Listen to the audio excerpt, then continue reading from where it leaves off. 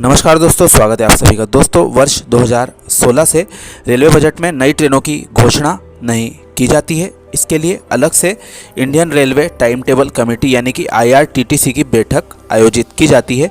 यह प्रतिवर्ष 2016 के बाद से आयोजित की जा रही है।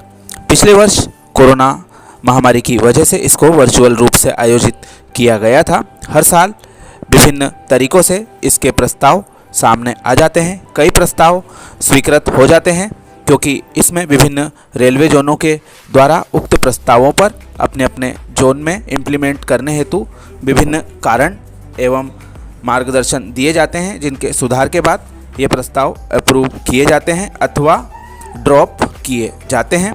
बैठक में हर जोन के प्रतिनिधि शामिल होते हैं जो नई ट्रेन चलाने, फेरों में वृद्धि, रूट परिवर्तन को लेकर जोन की स्थिति स्पष्ट करते हैं। पहले यह बैठक रेल बजट होने से पहले होती थी, लेकिन मोदी सरकार के द्वारा नई ट्रेन की घोषणा समेत अन्य बातें रेल बजट में बताना बंद कर दी गई है।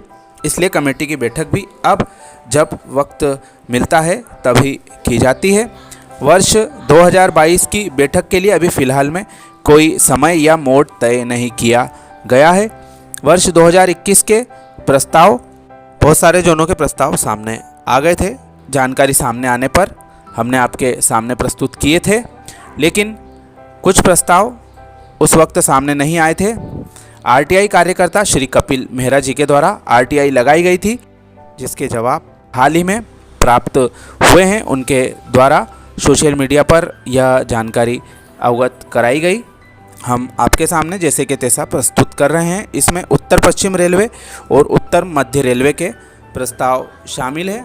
प्रमुख रूप से बात करें तो उत्तर मध्य रेलवे के द्वारा जो प्रस्ताव दिए गए हैं उसमें नई ट्रेनों के इंट्रोडक्शन की बात की गई है, जिसमें कानपुर नई दिल्ली जो कि श्रम शक्ति एक्सप्रेस का रेक पड़ा रहता है, उसको लेकर नई ट्रेन चलाने का प्रस्ताव दिया गया है। कानपुर LTT के बीच नई ट्रेन, प्रयागराज बेंगलुरु के लिए नई गाड़ी, खजुराहो छत्रपति शिवाजी महाराज टर्मिनस के बीच साप्ताहिक गाड़ी, खजुराहो जम्मू तवी के बीच साप्ताहिक गाड़ी, कानपुर जैसलमेर के बीच प्रतिदिन चलने वाली गाड़ी का प्रस्ताव दिया गया है। वहीं झांसी बांद्रा टर्मिनस सुपरफास्ट गाड़ी को हफ्ते में 2 दिन से बढ़ाकर हफ्ते में 3 दिन और उदयपुर खजुराहो डेली एक्सप्रेस को मानिकपुर तक विस्तार दिया जाने की बात इसमें कही गई है। वहीं प्रयागराज मेरठ संगम एक्सप्रेस को कालका तक विस्तार देने की बात कही गई है। वहीं